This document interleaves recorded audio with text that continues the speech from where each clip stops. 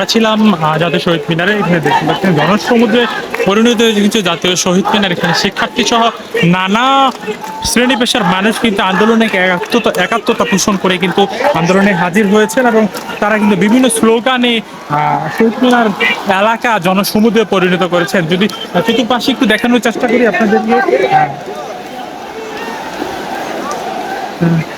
চতুর্দিকে কিন্তু দেখতে পাচ্ছিলেন যে আসলে জনসমুদ্রে যেটি পরিণত হচ্ছে, দলে দলে একত্রিত হয়েছেন শহীদ মিনারে শিক্ষার্থী সহ নানা শ্রেণী পেশার মানুষ।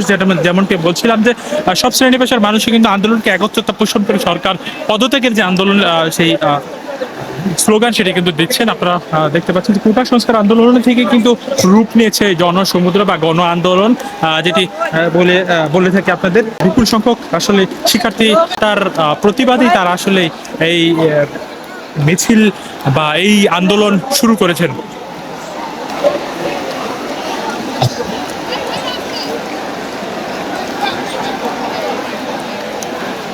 যেমনটি বলছিলাম যে শহীদ মিনারের আশেপাশে প্রত্যেকটা রাস্তাও কিন্তু একদমই বন্ধ হয়ে গেছে। যেমন মানুষ প্রতিটা রাস্তাতে কিন্তু অবস্থান করছেন এবং শহীদ মিনারের এই এলাকাটুকু আছে, যে অঞ্চলটুকু, যে জায়গাটুকু আছে, সেই জায়গাটুকু পুরোটুকু কিন্তু একদম ছাত্র শিক্ষার্থী সহ অভিভাবক বিভিন্ন শ্রেণী পেশার মানুষের কিন্তু পরিপূর্ণ হয়ে গিয়েছে। এই মুহূর্তে আপনারা দেখতে পাচ্ছিলেন যে দুপুর থেকেই কিন্তু আমরা দেখতে পাচ্ছি তারা কিন্তু এই শহীদ মিনারে অবস্থান করছেন এবং সেখানে কিন্তু বিভিন্ন স্লোগান দিচ্ছিলেন। সেই প্রথম থেকে আমরা দুপুর থেকেই দেখছিলাম। এই তারপরেই কিন্তু দলে দলে আবার শিক্ষার্থীরা সহ বিভিন্ন আসছেন এবং যেটি বলছিলাম যে শহরের বিভিন্ন জায়গা থেকে কিন্তু তারা মিছিল নিয়ে এই শহীদ মিনার প্রাঙ্গণে উপস্থিত হয়েছেন। আমরা দেখতে পাচ্ছি যে আগেও কিন্তু দেখেছি দুপুরের পর থেকেই দলে যুক্ত হয়ে কিন্তু বিভিন্ন শ্রেণী পেশার মানুষ শহরের বিভিন্ন জায়গা থেকে কিন্তু শহীদ মিনারের দিকে এসেছেন এবং সেই এখন দেখতে পাচ্ছি যে শহীদ মিনার কিন্তু পুরো জায়গাটুকু কিন্তু জনসমুদ্রে পরিণত হয়েছে এবং বিভিন্ন জায়গাতে কিন্তু শিক্ষার্থীরা জড়ো হয়ে স্লোগান দিচ্ছেন। শিক্ষার্থীদের সাথে কিন্তু বিভিন্ন শ্রেণী পেশার মানুষ আছেন এবং যেভাবে পারছেন তারা কিন্তু আন্দোলনকে মুখরিত করার জন্য সাহায্য করছেন।